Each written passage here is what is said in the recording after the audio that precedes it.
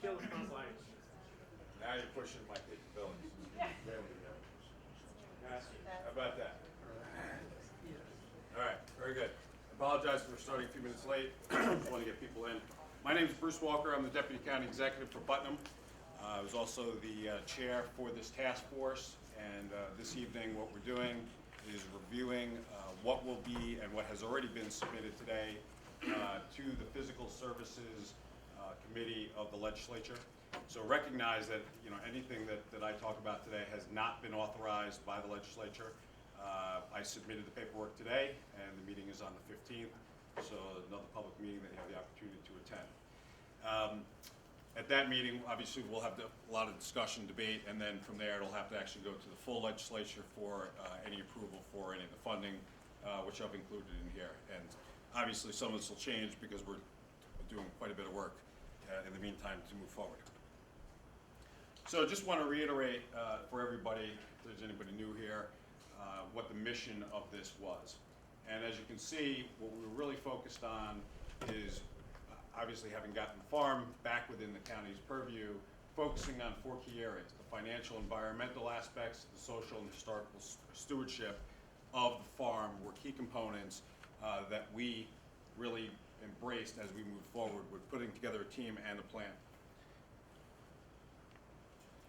The objective of this meeting, for those of you who have participated along the way, back on February 2016, we laid out a tentative plan to put together, in a very short time period, a plan that we could execute that would take care of some of the things going on in 2014, and also a much longer-term plan, recognizing that there are a lot of different options with this piece of property. So at that meeting, I committed that before we went to the physical services portion of the legislature, that I would come back and kind of do a readout, if you will, to let people understand where we were going and what was going to be presented to physical services. Just as a real high overview, what we did with regard to establishing a mechanism, a process, if you will, was we established a core team, people who had different interests in the property that ultimately some of us would be responsible to execute on. So we developed a core team, and you can see the members of the core team, both from the administration and the legislature, as well as a number of other people who were able to participate and add different value to the process. In addition to the core team, what we did was we developed subcommittees. The subcommittees were focused on specific areas. We designated the chair of those subcommittees, and the purpose was to use those subcommittees to feed back information to the core team. And so the subcommittees, depending on which subcommittee it was and how rigorous it was done, at the public hearings that we had, which will actually be on the next slide, we broke up into some of these subcommittees. On other meetings where we got the core team and the subcommittees together, we basically gathered all the information that was being fed into those subcommittees. In addition, we solicited very early on the volunteers from the public to participate in this through those subcommittees and also through the website that we established very early on. And so all of that information was used in this process and gathered and put together. In what was submitted to the legislature, we had a compilation of the notes and the meeting notes that were had at each one of the meetings. So how did we get here? I indicated earlier that we started on February 26th. This is the schedule that we had followed. We tentatively laid out a schedule on the 26th.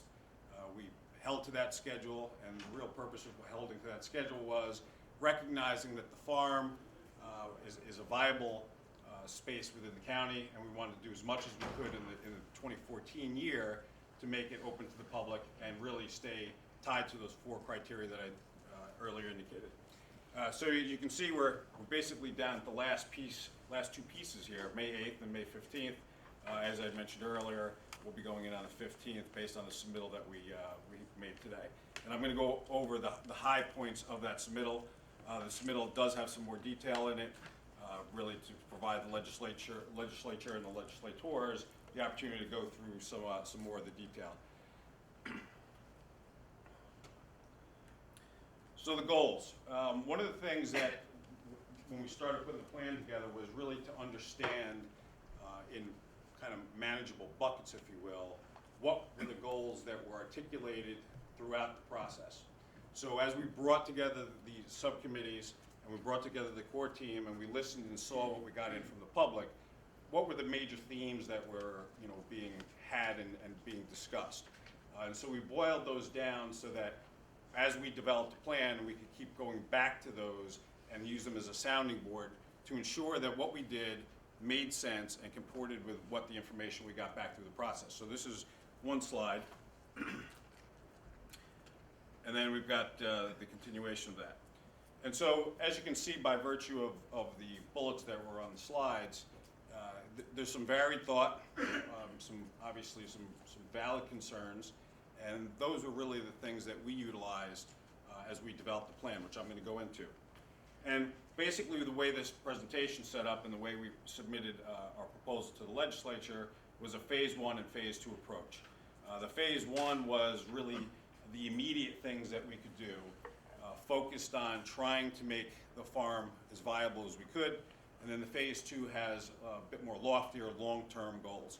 And you'll see that as we walk through. So from a high-level perspective, these are things that are included in phase 1. And I'm going to go a little bit into each one of those, but just at a very high level. So the first thing we had determined, and one of the major key items that was identified throughout the process, was the establishment of a Putnam County-wide visitor center. And so we looked throughout the space and identified what was previously the general store run by Ron, who's actually here. We met with Ron, went through, and the decision we made was to turn that space into a Putnam County visitor center. And I'll go into a little bit more detail with all the things that are involved in that. Secondly was we took a look at the lodge that was on the site, and we identified the lodge as a real opportunity to use it for an education conference center, recognizing that there's a lot of work that gets done in this county by various organizations wherein they are actually looking for space. And in some cases, they just aren't able to find the right space to do the types of classes that they're giving. And so this is an area or an opportunity where we can utilize this space effectively. In addition to it being a conference center, we're also looking at using it as a banquet facility on the off hours so that we can time slice the space and really maximize its utilization. Another thing we heard quite a bit about was the use and having animals on the farm. And we've, through much consternation, kind of went through that process, and what we decided was, in fact, we would reintroduce animals to the farm. We're in the process of determining exactly what type, and obviously there's some due diligence with that, recognizing that having animals comes with a significant amount of work, and anybody here who has them definitely can understand that. Another position was and it was really a lessons learned that we had from having taken over the golf course, and that was when you've got a multi-million-dollar asset that's got the diversity of a golf course or diversity of a farm, you've got to have somebody who has responsibility for it. What we had done in the golf course arena, and when we first came into office at the very beginning or end of 11 into 12, one of the things that was striking to me, having spent my entire life on the private sector, was that I had to talk to 12 people to get answers about one $6 million asset. And in this instance, we've got a similar situation. We've got an asset that we paid $3.9 million for that has tremendous diversity, whether it's infrastructure, whether it's the facilities that are up there, whether it's the water quality issues, the agricultural aspects, and yet there's not one person who actually owns the asset. What we're proposing is that, similar to the golf course model, we create a mechanism whereby we do that. Transportation was another thing. One of the things we realized was that Tilly Foster, even though it's on 312, really isn't accessible from a public transportation perspective. So we're looking to tie it into the public transportation system that we've got. So let's talk about each of the pieces that I've talked about. Here, what you see on the top is the existing farm, and I recognize that everybody can't see as well as perhaps I can. But that middle section, which is right here essentially, the middle section is today, or what was the country store, general store. And if you look at the picture up top, first of all, if you drive up, that's kind of the way you see it. It's very difficult to actually see that middle piece. And in fact, there's these two pillars of concrete that are in the middle, in fairly dilapidated condition. And there's an area where they used to put some garden stuff. So you're actually blocking what I would look at as the centerpiece of the buildings when you're driving up. And not to mention, that whole front, very much unlike any farm I kind of ever saw in my life, is all pavement. So, you know, it's not like you're pulling up and there's grass in front of the barn doors or anything like that. So what we've done is really kind of take a step back and said, well, really what we want that location to be is the centerpiece when you're pulling up. So it's the first thing that you see as you pull up to Tilly Foster. So we've gone through, and we're very fortunate to have an architect who loves to draw, so he actually gave us some renderings to show it. And so we're working through some design engineering that is going to really try to optimize that middle space and really make it a showcase to turn it into a visitor center. Very country inside. We're going through, you know, putting some wood paneling in, much like it actually was a couple years ago. And then we're also going to reopen. Right now, it's actually 2 floors, so you'll see the windows up on the 2nd floor. It was divided at some point into 2 floors. We are going to be reestablishing it as just open space, so you'll see the gambrel roof. And we'll be exposing the beams and doing that work in there to make it more countrified. And so, in addition to that, we're going to be restructuring that whole front piece, and you can kind of get a better view of that down here.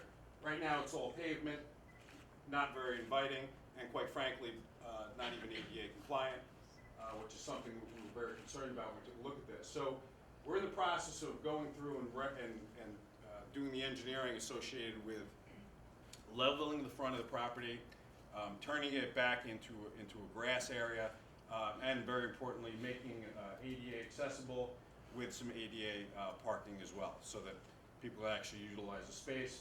And then depending on the amount of space that's out there, we're envisioning people being able to, if they go buy something in the store, be able to come out and sit out and actually enjoy the space. So there's some work that's being done on that, but that's part of what we've put into the plan. So that goes into the visitor center aspect. Okay, this is the lodge. So the lodge is the space that we're looking to utilize as an education conference center, as well as a location for banquets. And if you, I'll go into the next picture. And I know the rendering may not look that much different than the building is today, but there's actually a very significant difference that's illuminated in this picture. This area right here, I apologize for not having a pointer, but budget.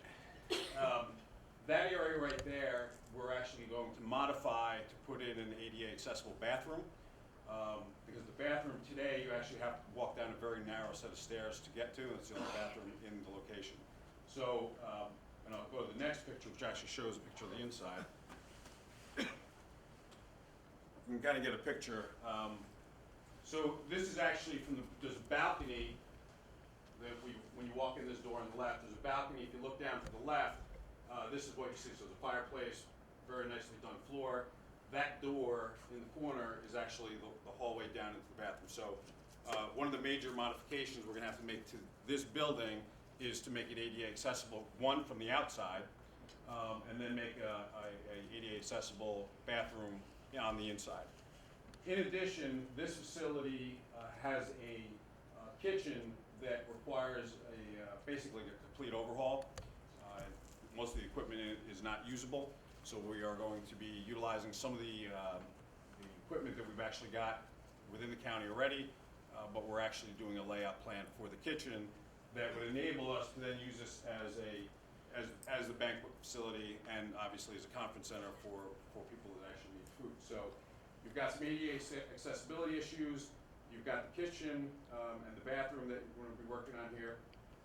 And then one of the components of this that's important is also the septic system associated with this building. So one of the problems that has existed in the past with that building is it was not, the septic didn't facilitate utilizing that space with a significant amount of people.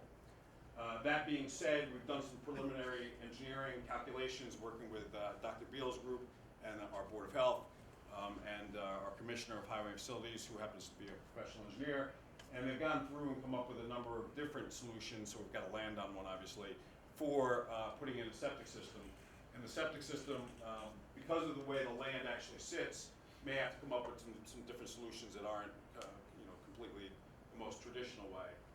And in addition, one of the things we did from a risk analysis was identify that there were other locations on the site that would also need some septic repairs in the future. So we're trying to make decisions that help result in future savings when we actually have to make those modifications. So there's been a bit of work done on the septic system idea as well, as all back tied to this facility, but also able to take care of some of the other facilities. Okay, this is in addition for not only the lodge but the facility itself. There's been a problem for a number of years with the water system that's on the property, and this is an engineered plan from 2012 actually that was done by the county at that time that lays out a possibility for putting in a water system to facilitate the use of the conference center as well as a number of the other facilities there. And of course, we can decide if what we choose to do this in a piecemeal structure, using the overall design as the mechanism that will drive decision making. So all of those things come together, really focused very much on the use of the conference center. And this is actually just the what I call the electrical schematic, but it's for water actually. So this is the water schematic for that system that I just gave you, if anybody's interested. Okay. Getting to the animals. So one of the things with the animals that we've struggled with is, so how do you do this in a responsible way? Because you just don't put animals on the farm and then just walk away from them. And so to that end, we've been looking through the process and really trying to identify what types of animals. We worked with some local veterinary expertise and tried to identify kind of what's low maintenance, what's cost effective. And having spent a number of weekends up at the farm, it was actually interesting. A number of people actually stopped up because there's still 2 male turkeys on the farm. And so I had the opportunity to talk to the people who actually came up there. And the consensus seems to be, some of the smaller animals are really what people are looking for. They want to be able to come up and show their kids guinea fowl and turkey and bunnies and chickens and things of that nature. The horse, this concept of a horse has been a huge debate, but we've at this point decided we will not put of our own accord a horse on the property. There is some nearby property that does have horses that there might be some opportunities for equestrian education and things of that nature, working with some of the future schools that we've actually had conversation with that may in the future result in horses being on the property, but it is not the goal of the county at this moment, at least from what we're proposing, to actually own a horse or have the horses in our purview.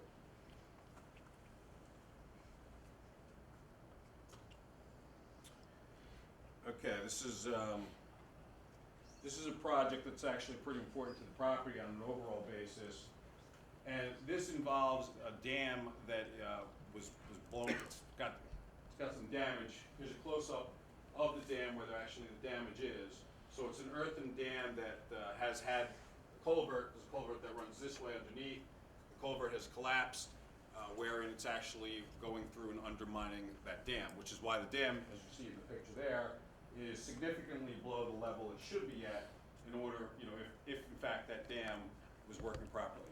So one of the things we've gone through is some of the engineering involved with reestablishing that dam and then putting the pond, semi-lake, if you will, back up to where it should be. And we've also looked at the possibility of putting bass or some other species of fish in that facility to enable kids who are coming, or adults if they choose to on a catch and release basis, come and actually fish, as well as through the winter months, you've got the capability to utilize it for ice skating.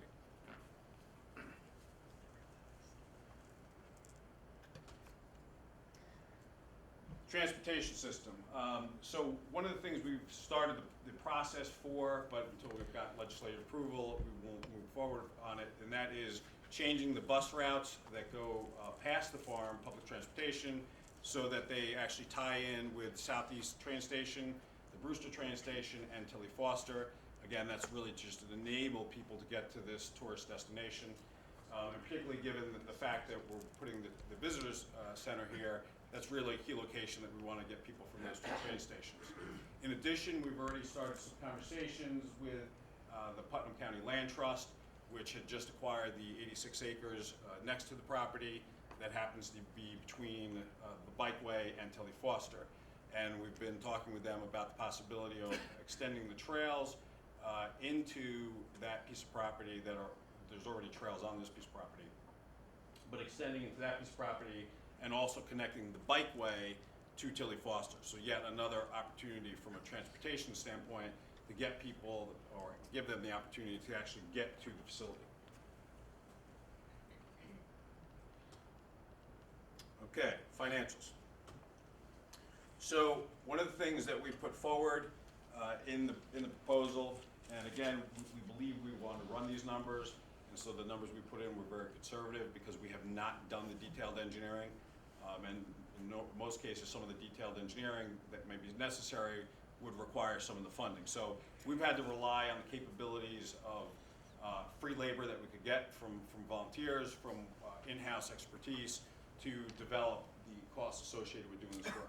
So when we go through and look at the visitor center as well as most of the work at the conference center, at least from the infrastructure standpoint, internal to the buildings, the number that we landed on was $250,000. We're proposing that we would bond the $250,000, and you'll see 2 slides down how we account for that on a going forward basis, because we're trying to, much like the way we operate the golf course now, run this as an independent profit and loss center, so that we know what money we've put into it, and therefore we can count from a revenue and operating expense basis what the impact of decisions we make are at Tilly Foster.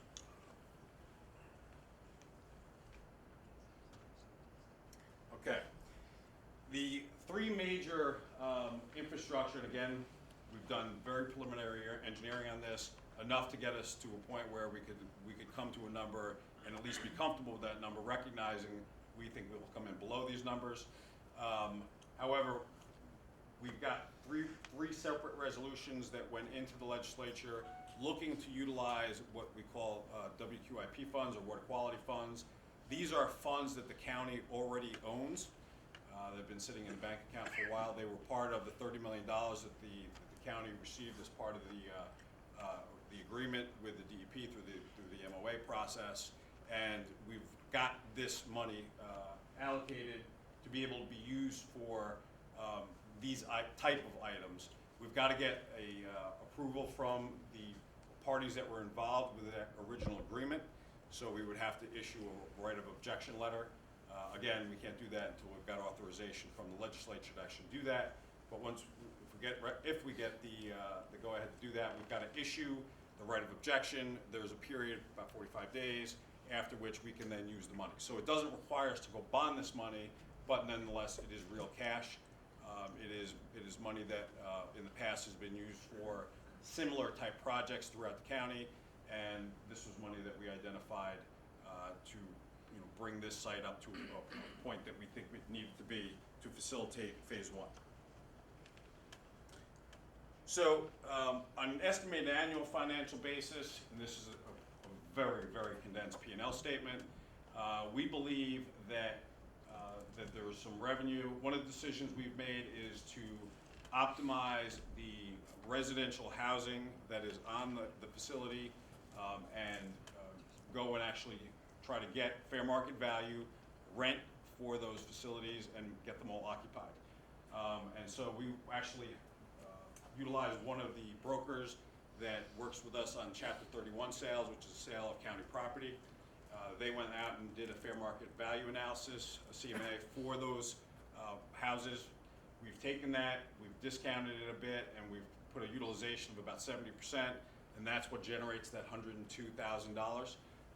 Just for anybody who knows, there's 6 buildings or 6 residences that are on the site, and that incorporates any of the revenue that we would get from that.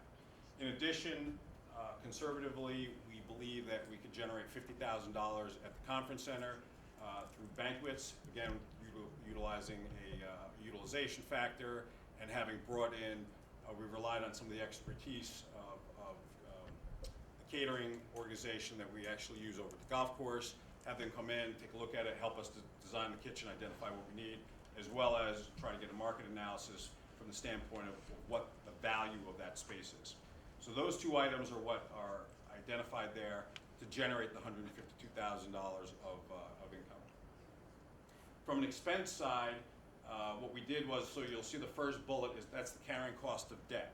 So when you bond that $250,000, it has a 10-year life on a payback basis. So nominally, without any interest, you'd be paying back $25,000 a year.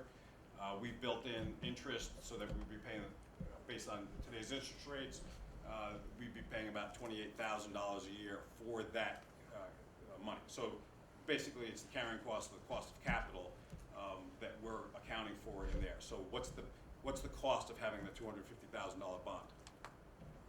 Then we put the electricity usage that we anticipate utilizing the last 3 years of information we had from the property for buildings that we believe we'll utilize, and we think that's a pretty good number. And then we did some estimates for seed and fertilizer for some potential work in seeding that we anticipate doing on the property, as well as food for the animals, those low maintenance animals that we talked about. And then the management fee for having a person own it, so the asset owner that we talked about, this was an annual cost. And then we added $10,000 in miscellaneous. As you'll see, there's a $4,000 difference to the positive. Recognizing these are estimates, this was a first pass at a phase 1, very, very simplified P&L. But it gives an idea of what the cost is. Now, obviously, I haven't taken into account the $830,000 in the QIP fund, but that hasn't been treated as bonding in the past, so, and it's just cash that we've got sitting that's not being utilized right now. So we didn't feel it was the right thing to actually put onto this from an investment standpoint.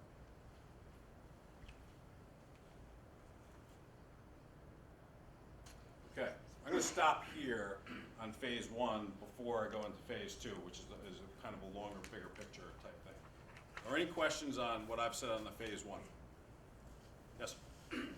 The houses that you are going to rent out, are they going to require any renovation? The one that's up on the right as you go toward 684, toward 8 Road, it's kind of crummy to me from the outside. That's the police house, yeah.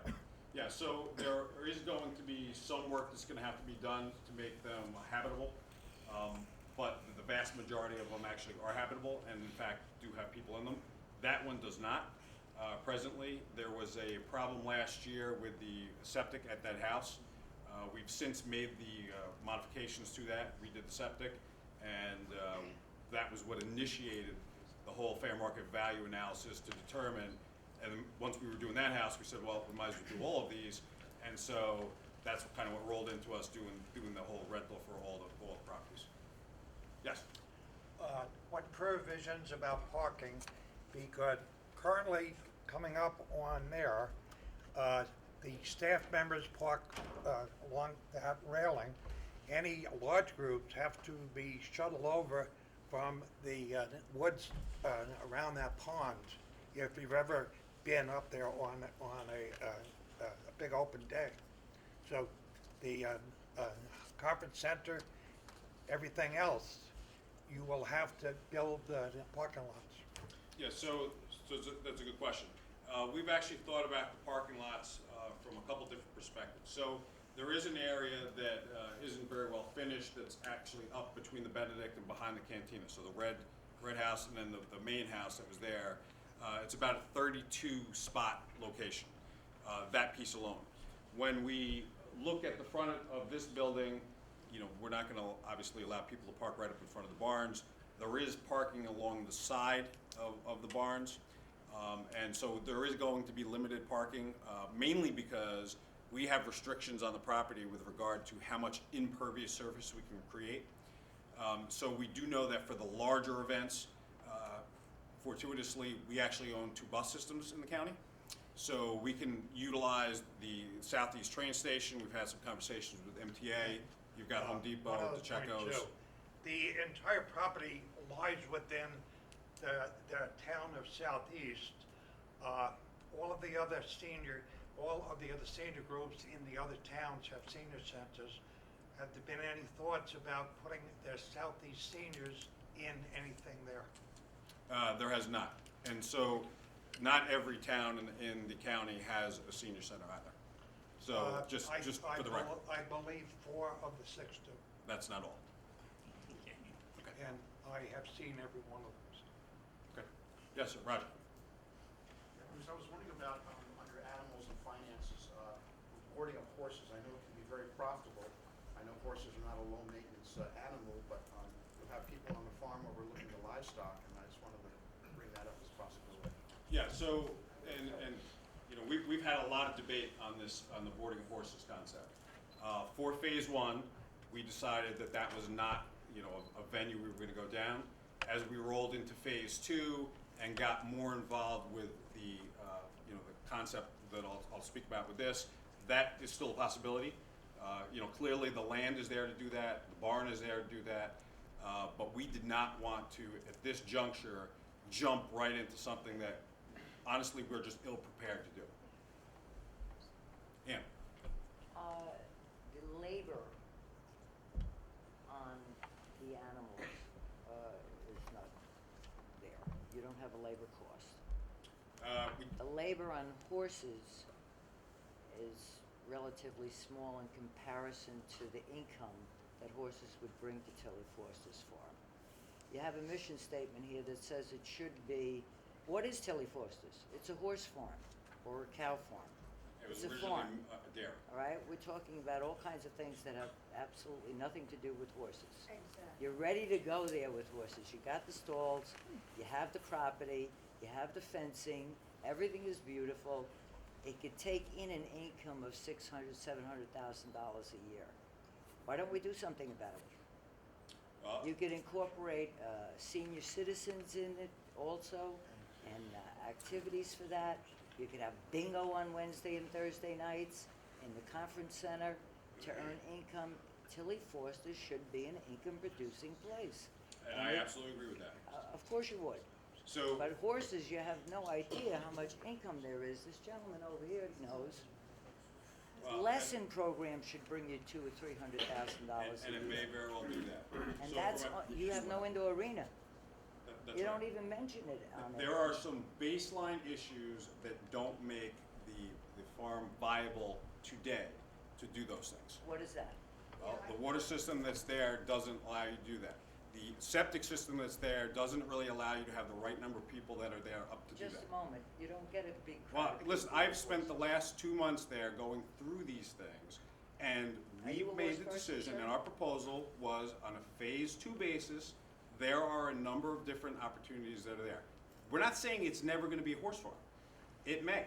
It is a horse And in farm. 2014, it didn't start out as a horse farm. So, Cow okay, because it's got stalls, doesn't make it a horse farm. But it's ready to go as a Well, horse it farm. may or may not be. Everything else you have The to do. county is not in a position right now to run a horse farm. We're a county The government. county shouldn't run it because it doesn't know That's anything right. about horses, or else it would That's right. make it a horse And farm. that's why we're not jumping into the 2014 plan to turn it into a horse farm immediately. But you could get an outside person to come in.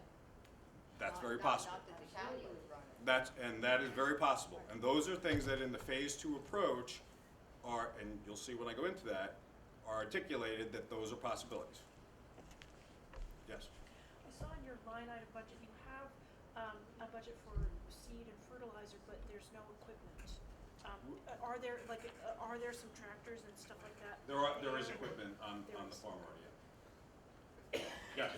Excuse me, Bruce. The cantina, Hold on. half of it, You may have to repeat the question because we're hearing your answers, Okay. but we're I'm not sorry. hearing the Thank question. you. please Thank you. put on the light. The what? Can you put, Bruce, can you put on the light, please? Because we have to shed some light on this.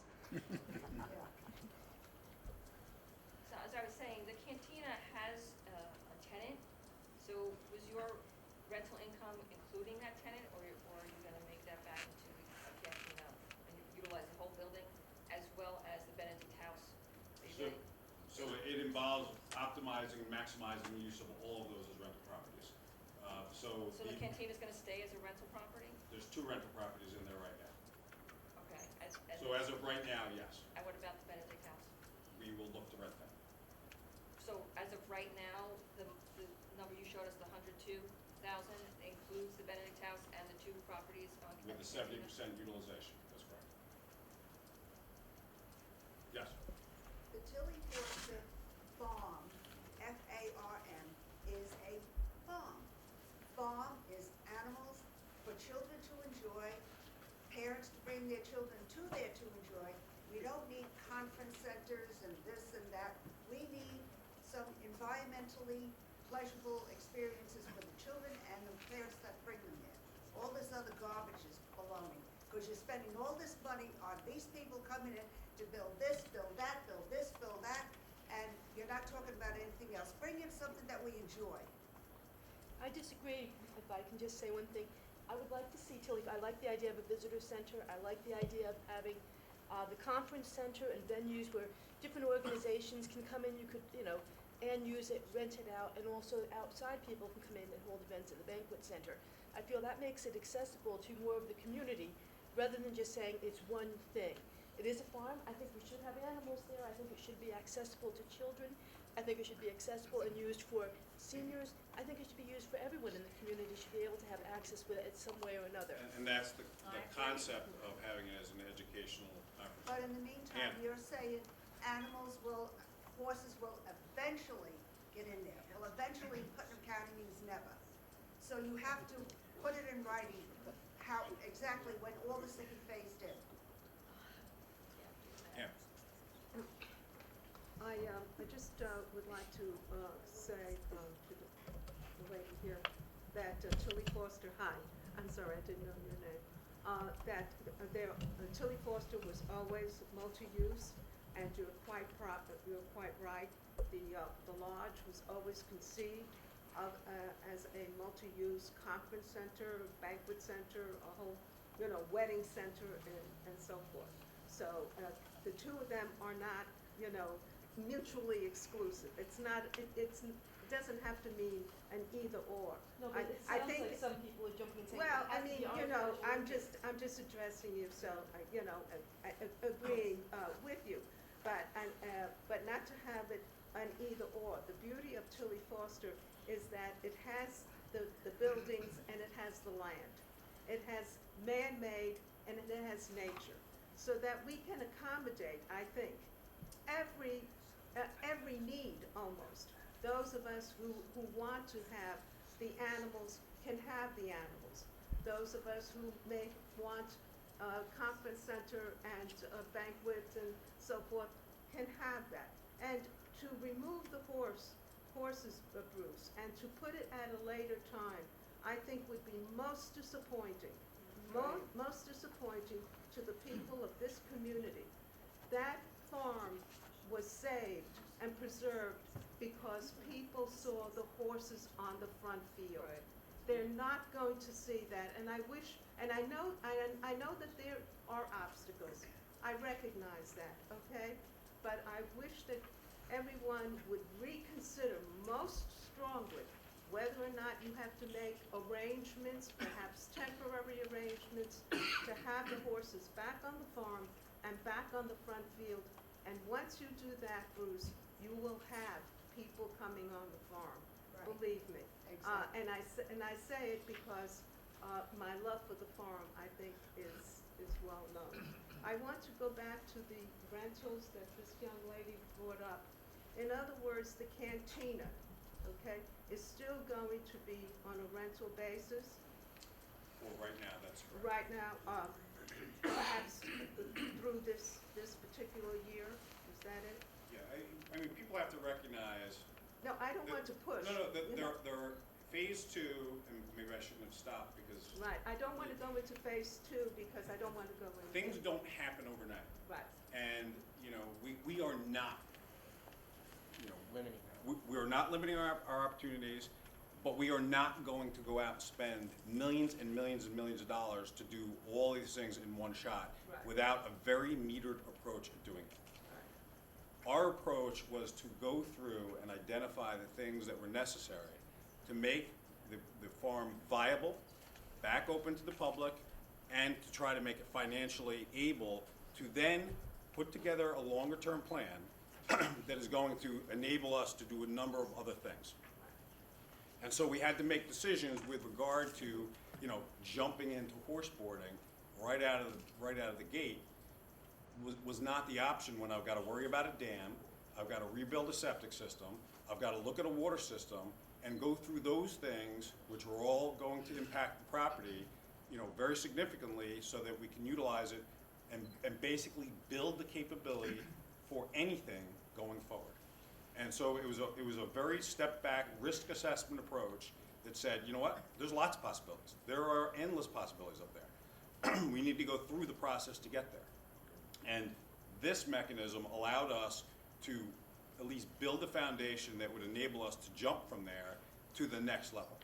And if that involves horses, that's great, because there's a lot of opportunities to do that. Right, and I just would suggest to you that you consider, while all of this is going on, and I fully appreciate all the different elements in this, and I've been taking rather, you know, notes, and I understand about septics and so forth and so on, but that you consider strongly, if there are individuals or entities that would populate the stalls with even say 9, 10, 11, or 12 horses, that you might consider on a temporary, phased-in basis, perhaps contacting those individuals if they have made their wishes known. I would imagine there have been individuals that have come forward and have said and made proposals. Well, there are, and there's lots of people who want to put their horses there and have the county take them over and pay for that, and that's not happening. It's Okay. just not going to happen. I'm not taking people's, the county government should not be putting their No, they would decisions have to of take owning a it. horse No, on the no, taxpayer. They would have to take. Right, if they're going to pay for it fully, then that's a different issue. No, absolutely. There aren't a lot of people raising their hands to do that. Everyone wants a horse there, but, Right. you know, that's not the role of the taxpayer to give people horses to look No, at. no, and you know That's, what? and that's my opinion. Right, I'm in perfect agreement with that. As a matter of fact, how the horse operation was introduced into Tilly Foster was as a boarding, as you well know, with private boarders. Right. And then we had the operation into public, so that all the residents would have the opportunity to enjoy. And I would argue that even that horse operation was grossly subsidized by the taxpayer, based on fair market value of the space they were renting. Because we looked at the old plans, and when you take them to barns that are actually renting space, they don't comport. And it's gotta be fair to the taxpayer as well. I can only go by my personal experience. I've been on the farm now for over almost 10, 13 years, and I know the operation of the recent operation, and I can only go by what the financials from the Whipples themselves. I certainly didn't know that they indicated on their financials that this particular operation brought in $263,000 over a 4-year period. I don't know what happened in 2013. I can only go by the figures. And if they're That's the revenue side of the equation. So what's the operation expense side? I'm talking about the revenue side, and the expenses were not listed, so I can only tell you, and I think you know the financials that I'm referring to. Yes, I do. The That's other what- thing, and I don't want, if it's going to be, if you're going to talk about it in phase 2, then I will not question it. But, I was very interested, and I wrote a FOIL. I asked for a FOIL for an explanation of the loan agreements that Meredith Whipple made with the tractor collection and with the rock and roll collection. She made those loan agreements March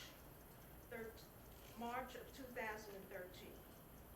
In the termination agreement, it refers to those loan agreements. Now, in the original loan agreements, it stated that they would be there for 5 years. Am I understanding that correctly? Has the county, It doesn't matter what it said, because as soon as it came back to the county, those leases are terminated. the leases were terminated? Okay, that's what I really did not understand, because looking over, and I'm so glad you clarified that, because I've had several questions and my own questions on it. So going back to the rentals, so we have the cantina rented, having rentals. We have Tony Denoya's house rented. correct. Well, his isn't, Is that included in the 100? those are all included in there. So That's it's all included? It's all the property that's under. That's all included? The Benedict house rented Yep, entirely, downstairs and upstairs? that's correct. And who's renting it? Nobody's renting it today. No That financial statement is obviously with them rented, and we built in a 70% utilization. So, I don't understand 70%. so we assumed that not all, that, yeah, 70% occupancy, thank you. So that at any given time, that may be less, so on average, we said 70%. Oh, okay, so that's only That's what that for- was. that's only for- Yep. Now, the manager of the animals, Dave? David, is his house included in that also, or no? That one is. So what we've done is part of, when I talked about the responsibility for the animals, Right. much like it was set up with Dave, we've gone through and identified somebody that was actually a county employee, Yes. who's a licensed veterinary technician who has the capability to do this. And we have talked to them about taking a lease on that property for one of the houses that are up there. So it's actually the cottage, not Dave's house. So we put Dave's house back in from a rent perspective and took the cottage out. And took the cottage? Yep. Okay, so you did that. That's part. correct. So, David is not going to be part of this, Not at this time, nope. No, so you have someone else? We have somebody that's licensed in New York They're as a licensed veterinary in New York technician, which and- allows them to do, administer vaccines, all sorts of Yeah, other things. right, So so you have- if we're gonna do the animals, we'll do them in a responsible way. Right, because they were tremendous veterinary costs, and I don't That's want to, No, I know, I know. You're right. Okay, thank you so much. Thank you, really Ann. clarified that. Thank you. Yes, What is the capacity you're estimating for the conference center? 166 people. It's 2,500 square feet, 15 people per, 15 square feet per person, working with the health department, we identified it. And fire suppression is something that actually has to go into that building as well. So that's something we're getting a look at right now. Yes, Mike? Bruce, how long do you think the phase one, is that kind of getting us through the first 4 seasons, so to speak, of the property? No, I mean, from a timing perspective, again, we're going into physical services on May 15th. Any decisions that are made there or anything that's moved forward would only be decided on June 3rd. And so that would start the ball rolling for a number of these different things. So if I have to send out a right of objection letter, that's a 45-day window for that to go. And so, during that time, we would prepare RFPs and do all of that, because based on the dollar amounts and our procurement, we would have to go out for RFP for most of these. So then you're talking about another 4-week window for solicitation, and then we would end up having to, wait that period of time before we put a shovel in the ground, if you will.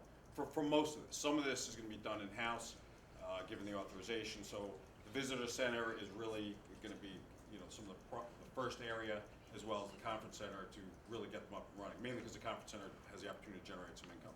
So I don't think it's going to take 4 seasons, but it's it's not going to be done in a month. No, I mean, because I know part of it is to kind of get activities and other Yeah, yeah. events going on that could be handled, relatively easily and quickly. So I like the idea of the phase structure, and the other part is, we got to walk before we can run. Right. And kind of see what works and kind Right. of, build upon. Yeah, so not included in this document, but in what we did submit with the legislature, is one of the possibilities we put up there to facilitate a very quick ability to use the conference center is the use of a trailer, ADA compliant trailer, with bathrooms, 3 bathrooms, that would enable that conference center to be utilized very quickly. That carrying cost is actually in paperwork that we submitted to the legislature, because we're actually having difficulty trying to, we're either looking to lease one or buy one. They're a little harder to find than you think. So, right, Chris? Yes, Ann? I'm sorry, Bruce, I just have one more question. The building that was the former septic repair program, Yes. do you have any plans of how you're going to? Not as of the moment, no. Okay, because that has a bathroom. It does. Bathroom in it. and It's that- not ADA accessible though. Excuse me? It's not ADA accessible. No, either. it's not, you're right. And the grade to the building And the grade to doesn't the building, work yeah, either. and that's So, why I was asking. I mean, the ADA accessibility is a fundamental problem on Right, the farm. exactly. Yeah, right. With the visitor center, are you still planning to have a general store in there? No. One of the things that we will be looking to do is by virtue of having the visitor center there, we've identified, but again, until we're not going too far down the track because it's just not worth it, we've identified all the agricultural pieces of property within the county, all the farms within the county, and what we would offer to them from an economic vitality standpoint is the ability to sell non-perishable goods in that visitor center. But outside of that, we wouldn't be selling anything there.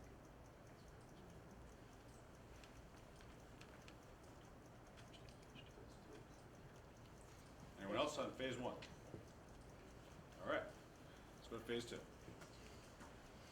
I wish I had a horse at the next slide, but I don't. You will next time. Yeah, I will. I'm learning. I'm a little slow on the uptake.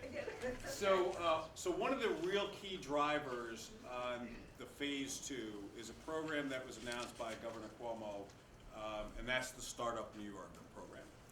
And that program has some really interesting benefits from an economic standpoint for the entire. It's not only for the entire county, but it's really the entire region.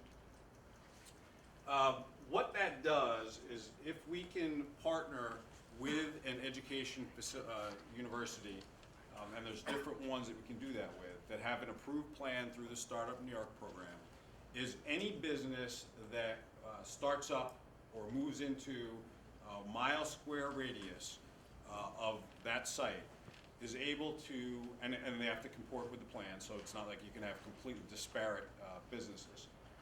But any business that you can get in there that would comport with the plan would be tax-free for 10 years, and the employees would be income tax-free for 10 years. And so that has some very interesting opportunities for the farm itself, as well as for the surrounding properties within a square mile of that farm.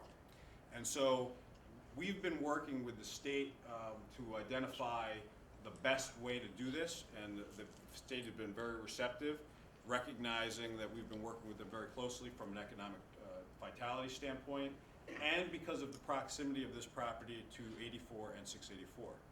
So we've been working through different opportunities with different colleges to identify agricultural colleges, four-year universities that would be able to tie in and partner with Putnam County to get a school on the site.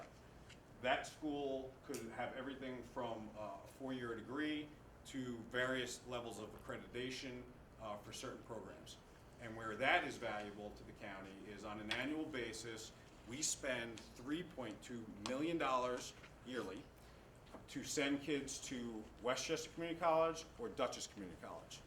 So if we have the opportunity, by virtue of having a higher education facility on this site, we would enable ourselves to minimize or reduce that $3.2 million, which has been constant for about the last, give or take about 10%, for the last 10 years. So it's not a cost that's, not there on a constant basis.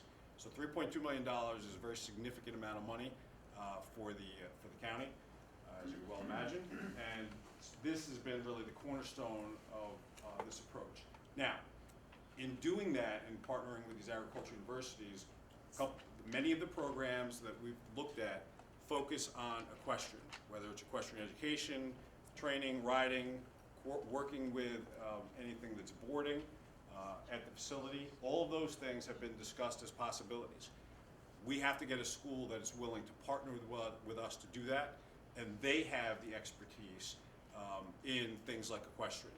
And so what we're doing through phase one is really about building the capability to then get a school onto the property to facilitate doing this. We've already had numerous conversations from an education standpoint with the Northern Westchester Putnam County BOCES program with regard to specific programs that they have focused on agricultural, equestrian, machinery, as well as some of their food to table based on the agriculture on the property. And they're very interested in utilizing the kitchen in the conference center for us or with us, and we're actually talking with them about working and utilizing the students that they actually have in the class to actually build the kitchen for us. About 6 months ago, we started working with BOCES, identifying intern opportunities for people who, from a practical standpoint, who are taking classes at BOCES, to give them some of the practical experience in the county. And obviously, it affords the county kind of some low-cost labor and builds, if you will, the succession plan for the next workforce. So that's an ongoing process. In addition to the university, one of the things that goes in conjunction with that is a school that's over in Sullivan County that is focused on, they work with highly autistic people, ages 5 to anywhere beyond that, up, and they employ in that facility, it's a farm, it's a very big farm, but they utilize about 30 acres for agricultural in Sullivan County to train people from a sweat equity standpoint how to change their diet. So by virtue of the fact that people go out there and learn how to do farming, they can encourage those people to change their diet because people want to actually taste what they spent and toiled on. And therefore, what they've done with a number of the people in their organization is, by virtue of changing their diet, change the impact that autism actually has on them. They are an extremely successful organization, in so much as they've been cited in a number of the medical journals, which is actually how I found them, doing research on autism, because it is a very, very significant problem in this county in our early intervention and preschool programs. Those programs, which are administered in part by they're administered by our Department of Health and Dr. Beals. We also are impacted on the transportation side because we also transport these children, most of whom are transported outside the county, and as far away as Yonkers, Hawthorne, areas down in Lower Westchester. Now, you're dealing with highly autistic children who the worst thing you can do is lock them in a car for 2 hours each way. And we've had a number of examples which really facilitated our thinking about this, wherein there have been incidents with those kids that are being transported, in some result by virtue of just the length that they're sitting on these buses. What we have the opportunity to do here, and I've already met with this school, is to figure out either how to use the model they have or partner with them, because we're actually not a competitor, because we're looking from ages 0 to 5, and get the program into the county for a number of reasons. First reason is we spend nearly $7 million a year on this program for about 70 children. And that includes about $1.6 million in transportation costs for those same children. So by virtue of putting a site within the county, it automatically reduces the amount of travel time that is associated with it. And it also reduces the stress that is placed upon the parents as well as the children for the duration of time that they presently are transported. More fundamentally, what it also does is give us the ability to create jobs with people within the county who are qualified and already certified to teach in these different categories of autism from the ages from 0 to 5. We've already started looking through and going through the licenses of people in New York State who already hold them, who reside in the county, and through some of the people we've already talked to, they are either underemployed or they are unemployed. And a lot of them who are employed work outside of their field, so they're not even using the certification that they have. So we have an opportunity to start this type of program, again, in a metered fashion or in partnership with the Center for Discovery, in order that we can look to avoid the $7 million of cost that we've got, and utilize that $7 million to have the program in the county, facilitating jobs and getting people, particularly a lot of younger people, who have had the opportunity to get this education at the schools, to use the education to help the kids that are actually in this county. And that's another part of this whole long-term plan tied in with the Startup New York program, because again, that business, even if we did it on an outside basis, would have some very significant tax opportunities. In addition, one of the things we've looked at is something, we've referred to it as a CSA, but the idea was really about looking, again, as we got forward and got the foundation set up within the county for phase one, looking if there was an opportunity for parceling out pieces of the property for actual farming. So whether it was a 5-acre or 10-acre lot, again, we would pull in the expertise of some of the SUNY schools that do this, as well as some of the organizations that have expertise in doing this. But we recognize that with 200 acres, most of it agricultural, most of it usable, this was an opportunity on a long-term basis. Renewable energy is something that we've identified as an opportunity. Again, depending on the way that the Startup New York program will be initiated on this property, there may be some interesting business models from a renewable resource standpoint.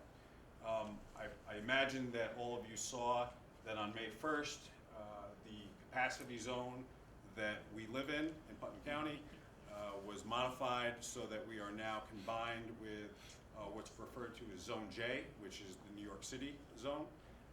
What the end result of that is that the commodity charge, the kilowatt hour charge that we pay, was designed to go up to generate $230 million as per the filing at the Federal Energy Regulatory Commission. So that went into effect May 1st. That being said, from a county standpoint, we recognize that our electric bill, just from a capacity standpoint, will be going up probably about 20%, and that means about $100,000 to us on a countywide basis. So as this progresses, because Zone J, there's about $700 million of congestion charges that are impacted through the rates on an annual basis. As that's exacerbated by the Zone J issue with us being combined into it, the commodity charge in this area is likely to go up, which will therefore make the renewable portfolio standards that are in the state seem more attractive for things like solar or wind technology. And therefore the business model, particularly if you don't have to pay taxes, becomes very, very viable. Even if you have to pay taxes, it's an extremely viable business model right now, based on the commodity charges in New York, California, Hawaii. But this will be exacerbated by virtue of this consolidation into Zone J. And so we think that the renewable energy, particularly on some of the landlocked property that's up behind the property, might be very valuable. There might be opportunity on the farm to do it on the fringes on the outside where there might be the opportunity, but we'll evaluate that as it goes forward and as the energy bill, particularly the commodity cost, continues to rise. And then lastly, we are still looking for different ideas. We're working through the state. We've got the consolidated funding application that was just announced, and our first regional meeting for that is actually on Monday. And so we anticipate that there may be some things that are in that regional consolidation funding mechanism that may lend itself for projects with the farm as we go forward. So we are continuing to look at different opportunities, different synergies with other things that we're doing on the property, as well as how do you on a diversity basis really optimize the use of this farm and give everybody who wants to be a stakeholder in this what they're looking for. So we have not closed the door to anything on a long-term basis. Again, phase one is really about getting our arms around it and building the foundation. Phase two is about all the other different things that are out there, centered on, we are keyed in on the Startup New York program because from an economic standpoint, it really has some significant opportunities.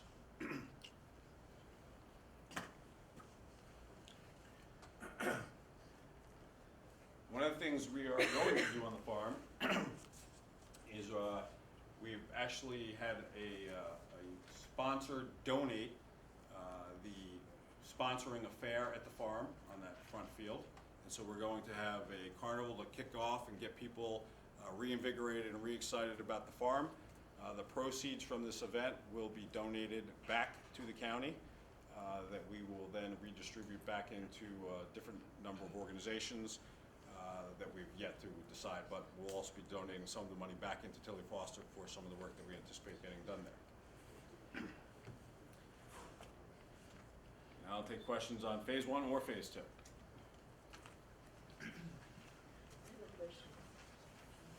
Yeah. Just FYI, it's Putnam, Northern Westchester, Boskies. We come first. Okay. Thank you. Yeah, Ken. In my earlier life, I was a supervisor of special ed. And I think having worked with many levels of special needs children and many types, I think you know that one of the great benefits for special needs children are horses. Very well aware of that. Okay?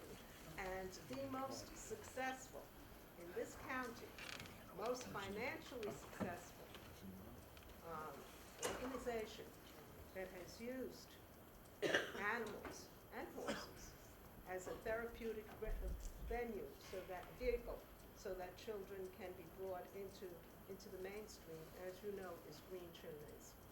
So I think that I'm very much wedded to the idea that you have presented, and to have certainly, having autistic children which present a particular challenge.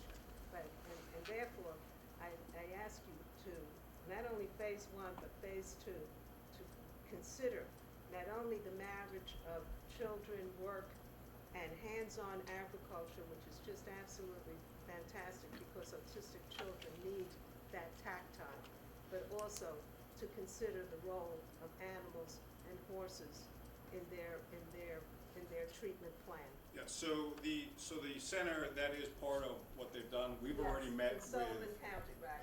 We've Yes. already met with a number of organizations within the Right. county, not only horses, other animals, as well as, and more involved on the dogs that are actually designed to deal with autistic children. Right. The latest science, however, is, and you can read every medical journal in the United States, is that the linkage between food and autism has been proven to be the main Yes. way to motivate and actually stave some of the impacts of autism. And in fact, through the Center of Discovery, we've been talking with them about some of the projects they've been involved with, because they actually are doing work with MIT, Stanford, Caltech, Harvard, and Yale to do a lot of the work that they're actually doing and bring it to the forefront. Right. So, And I so it's all of those pieces come into that, the Right. training for the autistic Yeah, kids. and I really think that even though some may be more challenging than others to really, bring it to the farm, I hope that everything can be brought in eventually. Well, and it's Also- a coordinated effort, right? Yes. So we've got to get the startup in New York, we've got to get the Center of Discovery, and it's getting the teachers and identifying, there's a lot of moving pieces, Right. right? And it's lining up moving pieces and then building upon those each time. Right, I just want to say is that I received about 2 or 3 weeks ago, in fact, I was going to send a message out, the curriculum bulletin from Westchester Community College, and in the middle of it, they have a whole curriculum in coordination with Hilltop Hanover Farm, where you can get credit and so forth. Right. So I'm going back to college, and I'm going to register because I'm very much interested. If you need something to do, I can give you some work. Well, you haven't given me anything to do yet, and what you gave me, I wasn't too happy about, but anyway. Does that mean we're gonna be paying Westchester County so that you can go to college there? Yes? No, that's right. That's true. All I need is. You will another pay a third degree. of her education as a Yeah, taxpayer. I would love to, life is full circle, and maybe I'll be working with the children. Yeah, so, I mean, to be clear, the whole Discovery Center is really about the agricultural was the first piece, the equestrian, we looked at the Yes. dogs, we looked at, there's a whole host of different Right, it's a techniques whole that are program. used to do this, because it's not only autistic kids either, right? It's any of the kids that are in our early intervention or preschool program. Right. That would be the initial. So we would build it for ourselves with the capability of outsourcing. To give you a perspective, in Sullivan County, this program has 1,200 inpatient and outpatients there, and it employs 1,500 people. Give you perspective, in Sullivan County. Almost all of New York City's preschool and early intervention are somehow tied back into Sullivan County. So it's a model that if we build, we can outsource and actually bring in people and charge for it, and employ the people who live in this county that, pay the taxes and do the other things. So it's a business model that has tremendous avoided cost on one side, the $7 million that we've got, and then some real opportunity to generate additional income on the other side. Not even to mention any of the other benefits you get by having additional people here. One of the things that was done was to have, quote unquote, and I hate to use the term, special needs, combined with quote unquote, children, mainstream children, and, they in activities, but that was on another level. But it's something that, at least in education, there is an attempt not to segregate, but to, bring together. Right. Yes. Yeah, tying in phase one with phase two, at the parking issue earlier, you've only identified about 30 spaces. If you do go into phase two, all of that staffing and special needs vehicles, everything else will have to be there. So with these other future plans, I would not put them any place near this farmhouse, anything else. You have to move them. Also, you have to eliminate that big eyesore across from the main entrance, all those little, the garden plots there, the Victory Garden. Community garden. Looks like hell. On the left-hand side, driving down, it's beautiful. You have farmhouses, you have empty fields. On the right side, it looks like a big excavation of a couple of 100 yards. It doesn't look nice if you're trying to sell that. And I would also think, you got 200 acres, try to get something for the Boy Scouts and the Girl Scouts in the back. If you bring them in, they build themselves, they clean it, and they finance it. Yeah. Couple question. The visitor center is gonna be in the center building. What's gonna happen at the two big barns on the side? And there is another small building that used to use as an office. And what about the rest of the building? That so many, not houses, just buildings around it. You didn't mention what's gonna be the use of them. Well, There's 3 houses. there's more than 3 The- houses. So the buildings that are there that are not going to be rented out fundamentally end up being some type of animal building, whether it's just a turnout shelter, whether it's the, kind of chicken coops. That's the majority of what's there. The building with You've the got classes. the bathroom that's on the right where the visitor center, there's an office and a bathroom. That entire space is what's gonna be converted for the ADA bathroom. So you've just gotta take that whole space to be able to convert it. That's not I'm asking. I'm asking the building that has the 4 classes. It's on the side from the. For what? There's like a house. Oh, yeah, we haven't identified a use for that building yet. Okay, so what's gonna happen with the 2 big barns on 2 sides of the small one? What's gonna happen if there are no horses? What's gonna happen with them? Well, right now, the left side, depending on which animals we get, still has the capability to put other animals in there like goats and sheep and stuff like that. So that could very well be utilized for that. One of the things that we've talked about, and again, it goes into phase 2, is if you get involved with the utilization of the property as an agricultural site where we've got 5 or 10 acre plots or whatever the right size is, that would be a venue for people to sell things in. So you could turn that stall place into an open marketplace and let the people who are actually renting or leasing the property then on, let's say, Monday, Wednesday, Friday, actually sell right in that corridor. So we're specifically designing it, this corridor here, that you could actually still drive a, small tractor in to bring in produce, particularly what's grown on the property, to then have a marketplace of what's actually being grown on the farm. And what about the other building, the other side? The tractor farm is in there right now, and for right now, that's, it stays with the agricultural integrity of what we've looked at as farm. It's still open. Yep. Okay, one more question. In the end of everything, who is in charge? Well, what we're trying to do is hire a person that's gonna be the point person that owns, obviously the taxpayer owns the property, but somebody who's held accountable Like on a somebody, county a level general to do manager, it. Like a general manager. What Mike is to the golf course for me right now. Right. Right, so now I don't talk to anybody other than him when I've got an issue at the golf course. And he's responsible for the entire P&L for the golf course, which works. Would That's be that's probably how the private sector works. So it's gonna be somebody who live on the farm? Probably not. Probably not. And what would be their salary? Well, we built it in to be $70,000. $70,000. Yeah, that's in the P&L for this, yep. I think it's 70,000. Yeah, that's where it is. We're anticipating, ideally, we're anticipating it being reported to Mike, so I can still talk to one person and run two places now. That's why his shoulders are slanted. It's not like this challenge. It's a big challenge. Yes? Has anybody responded to this gentleman here that he's put his ideas in as far as the horses in the equestrian center, whatever have you, that he submitted to you and never got an answer from? This gentleman right here. Who are you speaking of? Hawaii.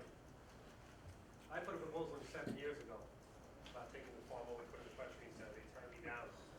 And then I emailed, like, I don't know, maybe a month ago after the last meeting, like maybe 3 weeks ago. And I had said I would like to come in and do something with the horses there, run a riding program, after-school program, therapeutic riding program. I haven't gotten an answer back yet, so. I didn't. Who? Apparently, there's a lot of deaf people there, they just don't know how to use the phone. Somebody should respond to this request. I made a request also when I was the computer. I didn't get an answer. And who did you email that to? Terry, Oliver? yeah. Then it would have went into the agricultural, I don't know if you saw that, or anybody? Did you get mine? We'll go back and take a look at it. And what's your name? Anthony Cubano. Okay. You guys should still have my proposal from 7 years ago. I don't know if he's still doing it. You know this is the government, right? Yeah, Yes. yeah, you're kidding me, yeah. I can send another copy, but, No, I'll go back, I'll go talk to Terry. okay, That's fine. all right. But, you can sit all night and try to badger me with regard to the horses, and that's great. However, like we said, phase one was about getting our arms around the high-risk issues. Having horses on the property or not having horses was not a risk.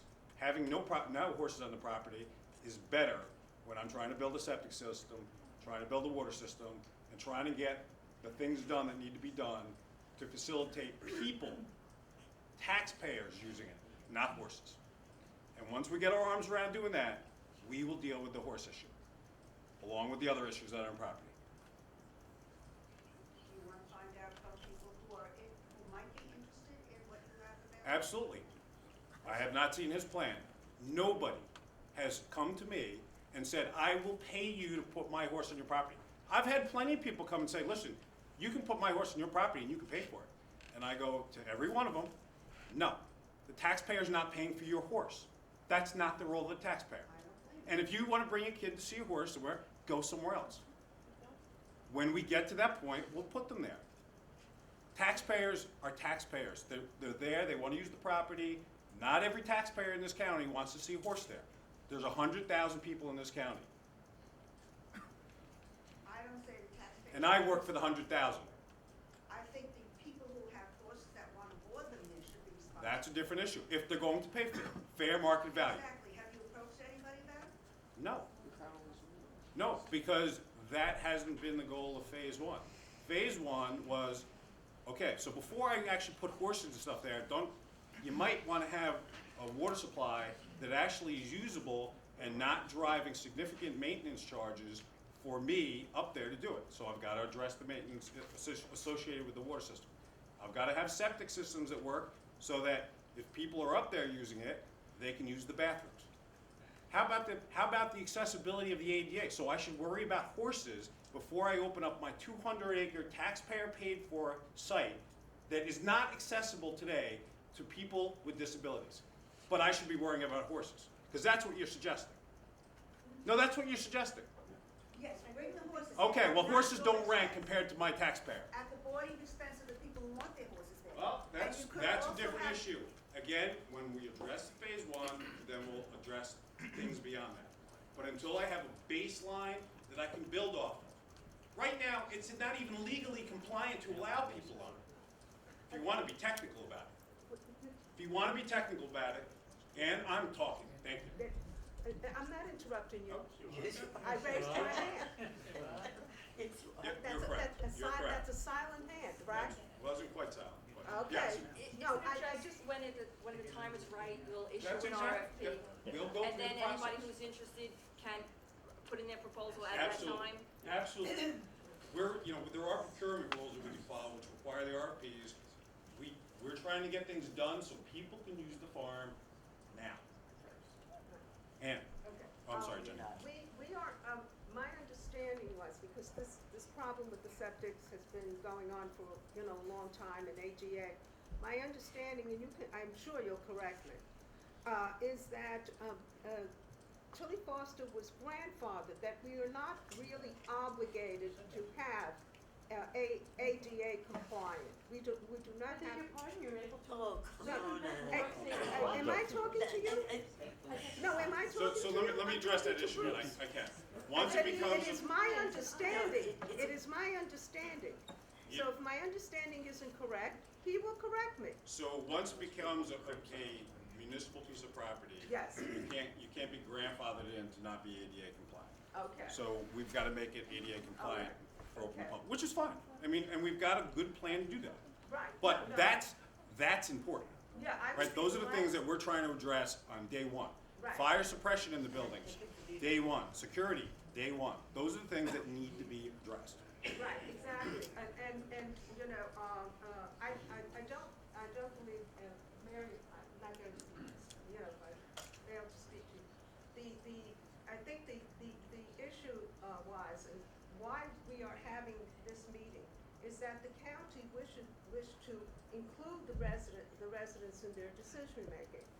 And one of the items was apparently, the prevalence of the residents and the wishes of the residents that animals and the horses be returned to the farm. And I think in order to provide balance, then I think you need to also take into consideration what many of the residents have expressed to you and to others. So that's great. So I'll put horses on there tomorrow and I'll close No, it because it's no, not I don't think- accessible no, and it's not legally No, viable. that's an extreme position. No one is saying But, that. but, No one is but I saying could take that position because No one is saying that. I No, think and we're everybody trying to do recognizes this- what you're trying to do, Bruce, right, okay? and we're trying to do this in a meaningful approach. Legislator Nasser. I think tonight's presentation is the result of all the workshops and the planning that has been done over the last 2 months. It's a cumulative effort that was put forth. Presentation is the end result of those voices that we were listening to over the last several weeks. I like what I see. I think it's important for phase one to repair our infrastructure and phase two to project into the future. I think some of the ideas put forth with the start of New York and with the School for Autism, the Center for Discovery, and partnering with them is just, it's just totally awesome. I think we might be grandfathered into not having ADA compliance, but we certainly have a moral and ethical obligation to the people with disabilities in this county. So we keep an open mind. It's a work in progress, and we're not, as you said, we're not shutting any doors. We're not closing our ears to any suggestions in the future, but we're starting. The number one message that was sent to the legislature and to the county is that we want our farm, we want to embrace our farm, we want to enjoy our farm.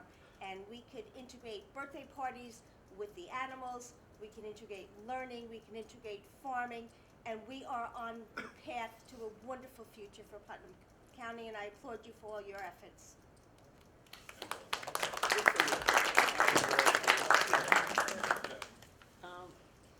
Talking about infrastructure, driving there, if you come from Route 6 and you try to make a left into the farm, could be life-threatening experience. Has anybody thought about at least putting blinking light, if not the traffic light over there? Well, we've actually talked about something a little different, but it does the same thing. We're working on So it's something that. Yeah, so we've got an entire traffic study that's being done. It's actually being done for a variety of different reasons, but Fred Penna, who's our Commissioner of Highway, one internal to the farm and then external as well. We've actually talked about and done some high-level investigation, particularly as it related to that Startup New York program, about cutting another road in across the top of the farm, basically where if you go up on top, you can't see it from where the building is, but from Puglisi Road all the way over to Simpson Road. And that was really about trying to control traffic patterns, and with the goal of potentially minimizing a lot of the traffic that's on 312 right through the farm.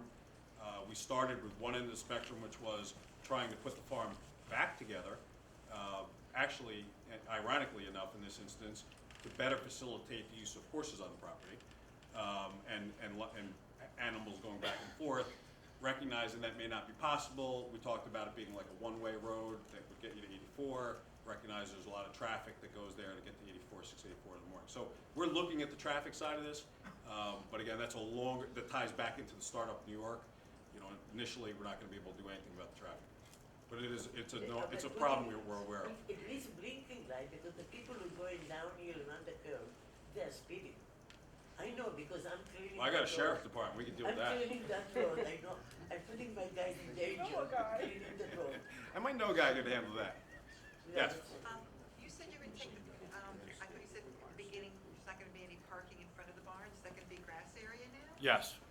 So Yeah, you're well, it's going- gonna be at level to get the tractors out and anything in, so then that's all been considered in the Oh, design. so it'll be like kind of little blacktop in front, and then it's gonna be all grass there, so you, Yep. so the drive is gonna be different? Yeah, and a lot of that's about getting the ADA accessibility and the pitch to be properly accessible. Okay, thanks. I couldn't hear you, I'm sorry. Yes? Who will be responsible for the maintenance, painting, the buildings, keeping the roof in good shape, et cetera? Yes. Will they be responsible for that? So we are responsible by virtue of the fact that we own it. What we've done is start to lay out how we would manage that. We have actually a very interesting program within the county that we utilize very effectively called ATI. It's the Alternative to Incarceration. And that is people who get community service as opposed to going to jail. And we have about 36,000 hours of time, or basically 18 FTE equivalents, on an annual basis. And that is managed through our probation department, as well as with our Deputy Commissioner, John Tully, from the Highway Department, to utilize those resources to help do those. So a lot of that work will get done by people who are participating in the ATI program. So you have someone who is over all of this? We've been doing it for about the last 18 months, really utilizing that program.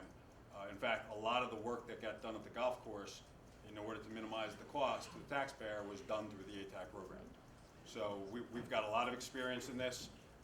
We've already had them up at the farm, and we've already met with the Sheriff's Department about utilizing some of the people that they actually have details that they use with existing prisoners to do some of that work as well. But, you know, we've also got a facilities department and a parks department that, particularly when we're starting up, some of this we'll have to get that back into swing, but we try to use every resource we can, particularly those we don't pay for, to minimize the cost. So, and we've been very, very successful at using them.